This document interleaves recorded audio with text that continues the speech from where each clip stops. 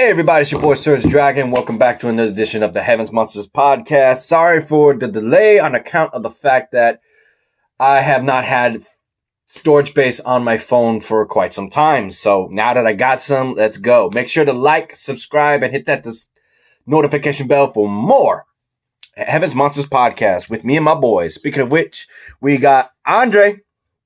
Yo. And Chris Petrie. Too sweet. Sadly to say, we're not going to have Mikey for a while because the fact that he is mourning over his aunt who has died recently from heart problems. He hasn't given us any details. That's all I know. So we'll leave it to that, and we give our condolences to our buddy Mikey. With that said, show must go on, and we are behind, so we got 2 weeks behind. So let's go ahead and start off with the latest thing or earliest thing we have not done is November 7th, Full Gear. Let's go ahead. I got the info right here.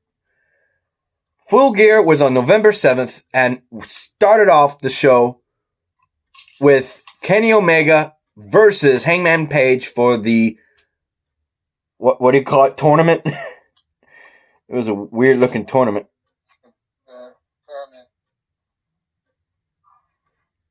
It was a long ass name for a tournament. I'm looking for it to see if it says it. Nah, it doesn't. So we're going to try and do speed runs to catch up. In which case, this is going to be a speed run for Full Gear. Getting our take on each of these matches. So it was a heartfelt match between these two, but former tag team champions as they were, it was going to be down to one individual who wins this tournament and becomes the next number one contender. And that was Kenny Omega, who beats Hangman Page and proves his worth that he deserves to be on top. Your thoughts on that, Chris? Omega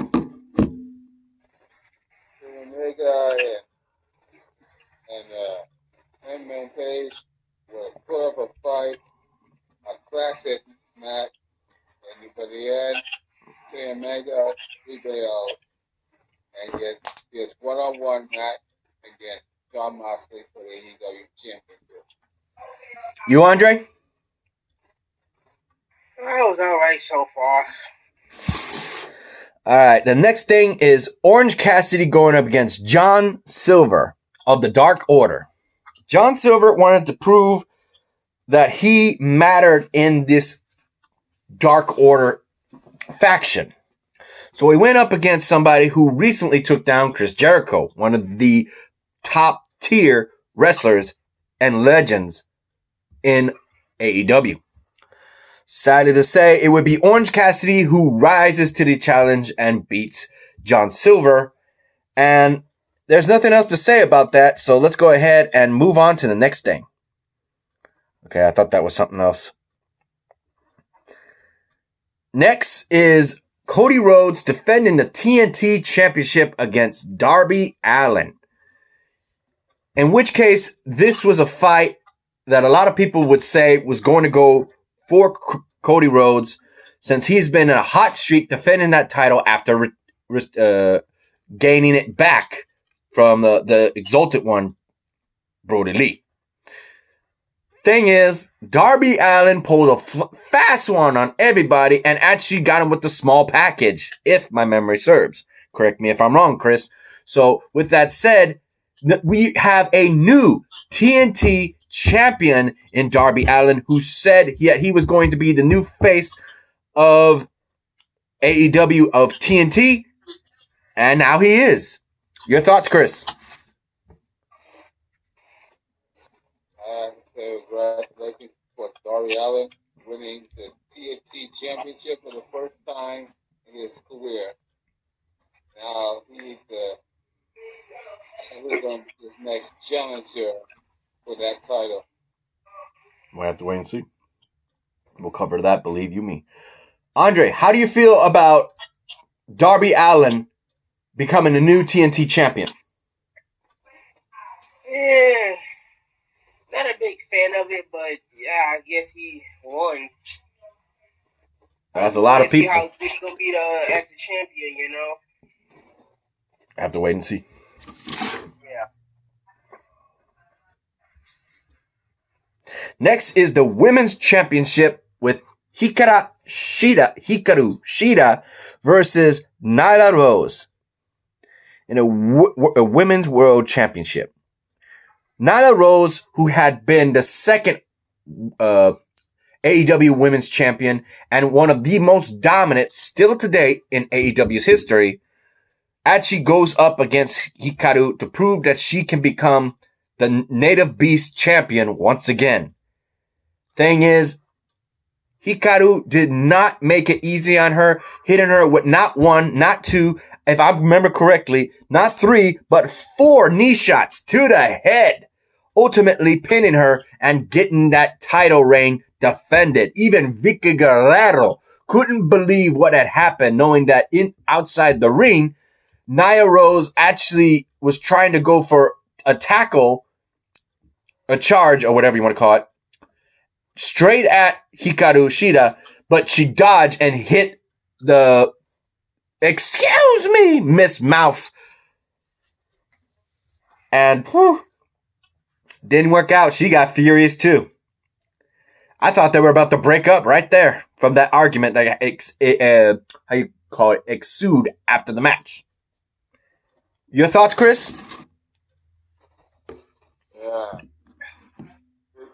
Shida had beat Nyla Rose and still dominant AEW Women's Champion.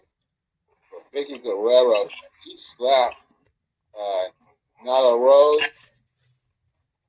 I thought they were going to break up. I thought Nyla Rose was going to pounce on her. Yeah. How you feel about that match, Andre? It was a good match. Very good. What's next? The match that people wanted to see more than anything because somebody's title reign career was going to be on the line. In which case, it would be the Young Bucks going against FTR. The Young Bucks had put it straightforward. If they don't obtain the titles, they'll never go after them in AEW ever again. They put those stakes on themselves. So this was writing on everything for the Young Bucks. After 1, 2, 3, 4, multiple times that this team had gone in and out of the ring, even with, if I'm pronounce his name, Tully Blanchard, the manager of this team, the father of how you pronounce it? Tessa Blanchard. Thank you. I forgot there was an S. I haven't heard from her in a while, so yeah. That sucks. So the fact that her father, a Hall of Famer in his own right, is trying to help his team win, dirty-handed as it would be the Young Bucks who successfully, despite all the odds going up against them and themselves, that the Young Bucks finally, in all this time, finally obtaining the AEW Tag Team Championships. Something they've been trying to gun for since the first night of Dynamite.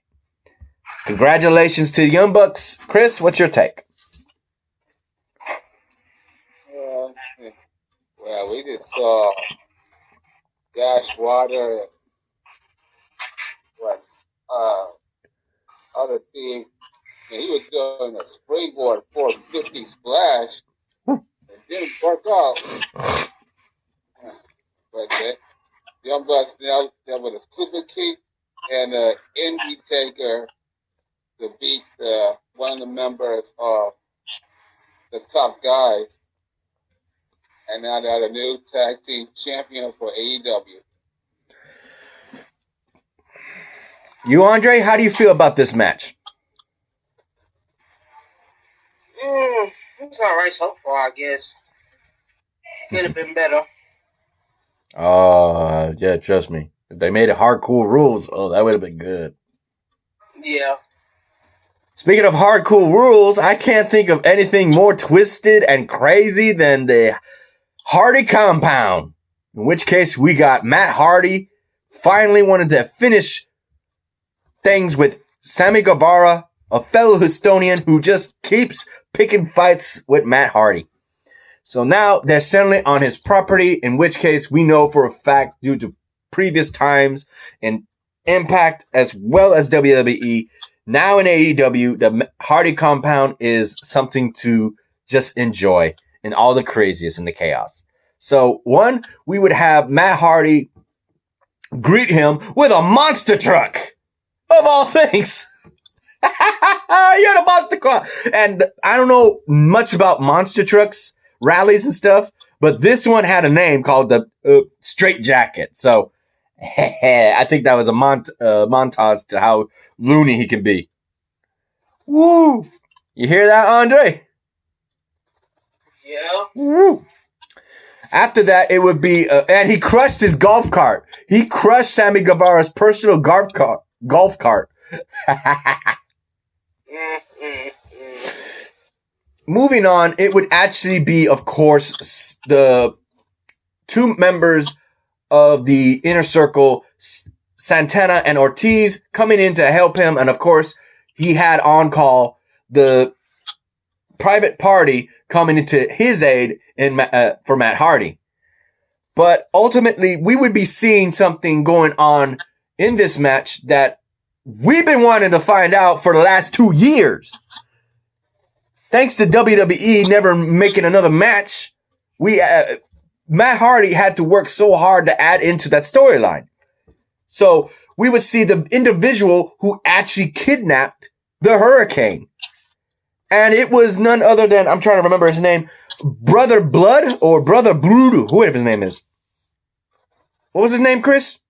The blood drinker dude? Bloody Cam? Was that his name when he was teaming up with Edge and Christian? Oh, you mean Gangrel. Gangrel, there you go. Gangrel had actually told him that he took him in under his wing and he had no respect for him, but Sammy Guevara did. He had the Hurricane, Gregory Helm, right there, and after he finally freed him using his teeth, Gregory is like, why did it take 2 years? What took you so long? It's a long story running. I had to get AEW to get it. What's up with that? You know our boy T-Money was going to like that. As the battle continued, fireworks, those pole fireworks was used by Sammy and Matt Hardy, and it led to them ultimately going away from all the chaos into a shed that we've seen before. And we would see tables, ladders, multitude of other things, but it would ultimately be Sammy Guevara who falls by the hand of Matt Hardy, and the elite deletion finally comes to an end. Damn, that was a lot to cover, because that's how crazy it is. We even got to see the work of the Lake of Reincarnation work on Gregory Helm, throwing him into the wet lake and making him a reporter. I don't remember that. Do you remember that, Chris? No. Yeah. I'm like, who? When did we become a reporter?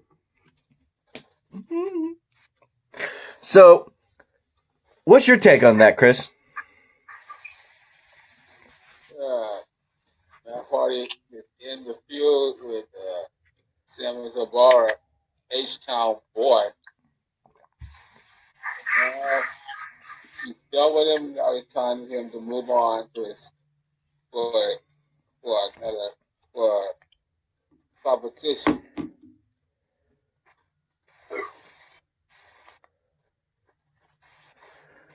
That's all? Yeah, that's all. How about you, Andre? How do you feel about the craziness? It's kind of crazy to see and funny to see, I guess, you know. But I'm enjoying it, though. What's next? Oh, there's a lot to cover on that page. Oh my God. Yep. Not looking forward to this. So, it would be MJF going up against Chris Jericho. If Chris Jericho lost, MJF as well as Wardlow would join the Inner Circle. So, I'm trying to remember. Chris, enlighten me. How did MJF beat Chris Jericho? Just to sum it up. First, Chris Jericho was trying to use a baseball bat if he could nail MJF. Swing and a miss. It was side interference by Warlow and Jake Hager. And the referee talked the back of Chris Jericho, and it was a big distraction. And MJF used a scoop, used a rollout, and got the win.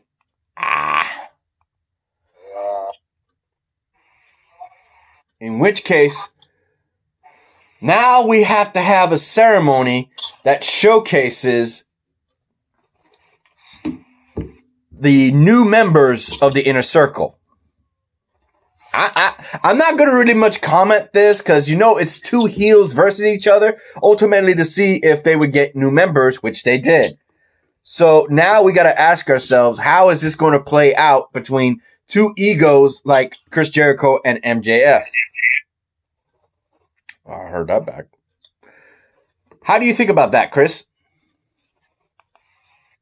Well, number one, I wasn't interested to see two heels fighting each other, or see who win. I wasn't interested. I was interested to another match. You're not kidding about that. Andre, how about you? It was good, I guess. You like the heels, don't you? I don't know. They bring the action and the drama. It's all for you, Sergio. Blech. I say to that, bleh. Okay. So, with that said, we also got to mention the fact that the main event would be next. Jon Moxley versus Eddie Kingston in an I Quit match to see who would finally shut the other up. Mostly being Eddie Kingston, who wouldn't shut up, and freaking Jon Moxley having to take it. So, seeing it was an I Quit match, good God, they just left everything in the ring, guys. It was a can I say this? Was it a dream match between these two badasses that they turn it into ECW rules?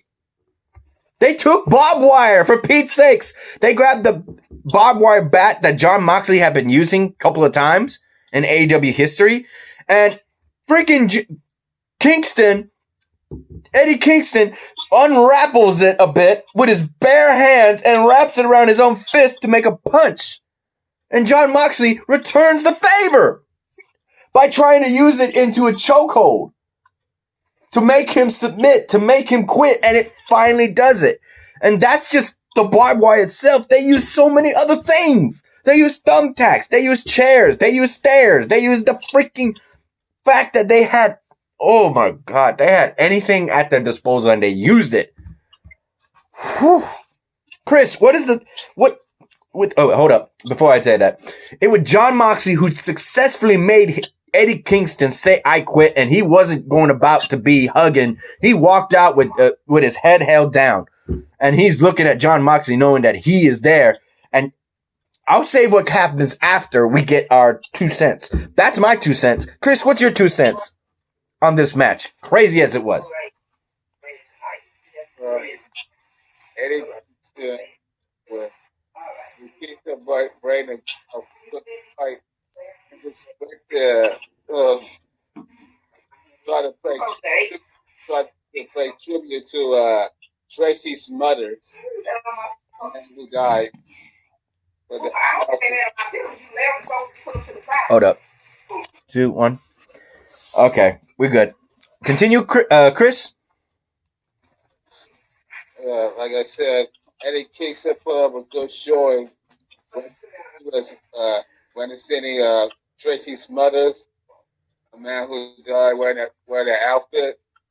John Moxley came out, and they should have used more tape in their hand that they will get caught up with the barbed wire. Because I remember you had to put tape around your hands and put super glue on your glass and on the glass to your fist and punch somebody, bleed bloody somebody up. Ooh. No, the barbed wire, the thumbtack, the tables, it's like ECW all over again. That's what I was saying. Was it all right to say ECW? I think they did ECW proud, honestly. Yeah. That's what I feel. So, Andre, how do you feel about this I Quit match that led to barbed wire thumbtacks and actually using the barbed wire to wrap around the face and throat of Eddie Kingston to make him say I quit? That's how bad it got. The little barbed wire stabbing his throat, face, and mouth. That was shocking to see. But very interesting and good match to see. But it didn't need to go that far. Yeah, apparently with them it did. These two have history. Yeah. Right. After that, this was pretty much plain and simple.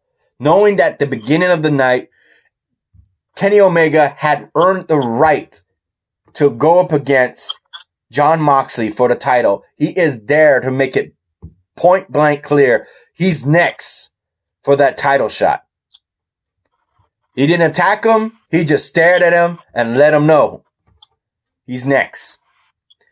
Which is funny since we got to mention this. Technically, I forgot about this because I remember these two would actually have history already. But due to the fact that it was an unsanctioned match. So it was never written in the books. These two never went toe to toe. That's a lie. But by the record book, they never did. So this would be, for those who go by the book, a first time ever between these two, which, if you remember, the last time, Eddie, he's gone. We got Kenny Omega beat Jon Moxley in one of, I would say, actually, that fight between Kenny Omega and Eddie. Yeah, Eddie. I got Eddie's on my mouth. Jon Moxley, between those two, Omega, Moxley, their match was more hardcore than the match that we just covered between Eddie Kingston and Jon Moxley. That's what I was trying to lead to. Yeah. Gotta give it to Eddie. He may run his mouth and he'd be talking trash and acting like a thug. He definitely puts people asses on their seats. He definitely does. So, what's your take on that, Chris? Knowing these two had history. Kenny and Moxley have history of matches. I remember the Cleaner, Kenny Omega. Oh yeah. And New Japan. Yeah. They had matches in New Japan too. I don't know. Only match I remember was the King and Moxley in AEW. Yeah, I remember that. Was it All Out? All Out. The first All Out. Yeah. Yeah, I remember because they had the big chips, the gambling chips, casino chips. And they used them as weapons or platforms. How do you feel about that, Andre, knowing that these two are who already have history, Kenny Omega and Jon Moxley, who tore it up and had one of the best matches of the year of 2019 or 18, Chris? I think 18. Yeah. And they're about to go at it again come this pay-per-view called Winter's Coming. That would be interesting to see them fight each other again. I wonder how it's going to turn out. Reminder, Andre, that match they first had was unsanctioned, which means it doesn't count. No matter who won, which was Kenny Omega, he won back then, and now he's going to be number one contender for Jon Moxley's AEW championship.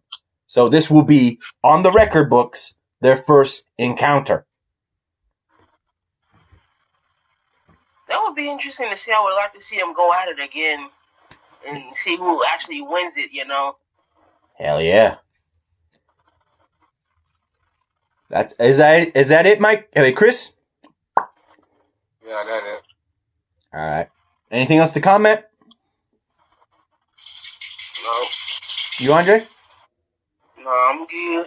All right, let's end this, boys. A shout out to our fellow brethren, the Hammers Monsters podcast. A shout out to Xavier Hill, Mike Henry, as well as our boy Andre. A link to their YouTube channels will be in the description down below, as always. And remain a shout out to Chris Petrie, Team Money, Renee, Farrell, and Delvin. You like this video, give it a thumbs up. You didn't give it a thumbs down. Hit that subscribe button, like the content, hit that notification bell for the next Hammers Monsters podcast. Since Mikey's not here, Chris, lead us out. And got the ball right. Got the Hell Monster podcast says so, and we'll see you In just a bit. later on. Just a bit. We can talk about Impact. The night before Impact and the Impact before Turning Point and Turning Point itself. Yeah, buddy. See you then.